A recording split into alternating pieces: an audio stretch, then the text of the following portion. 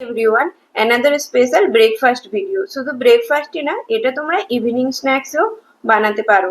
আজ বানাবো স্যান্ডউইচ। ওপর থেকে তো ক্রাঞ্চি হবেই, আর ভেতর থেকে একদম মালাইদার ক্রিমি হবে, যেটা একদিন বানালেই বারবার খেতে ইচ্ছা করবে।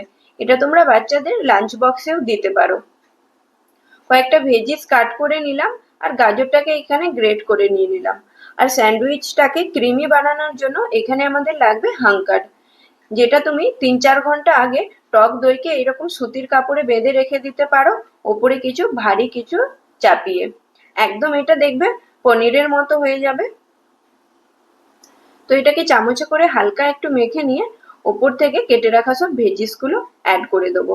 পেঁয়াজ, ক্যাপসিকাম, গাজর, আর এখানে কিছু ব্ল্যাক পেপার দিলাম, চিলি ফ্লেক্স আর মিক্স আপ, আর সামান্য একটু নুন দিয়ে আবারও খুব ভালো করে সমস্ত কিছুকে একসাথে মিশিয়ে নিতে হবে।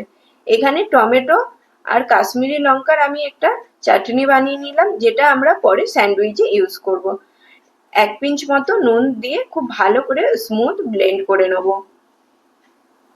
তৈরি এখানে আমাদের রেড চাটনি। এবার স্যান্ডউইচ বানানোর জন্য এখানে আমি ব্রেডের স্লাইস নিয়ে নিলাম। একটা স্লাইসের ওপরে এইরকম টমেটো আর লঙ্কার পেস্টটাকে এখানে রেখে দেবো। রেখে ব্রেডের ওপরে খুব ভালো করে স্প্রেড করে নিলাম। আর স্যান্ডউইচের ফিলিংসটা এখানে একটু বেশি করেই দিও, খেতে খুবই ভালো লাগবে।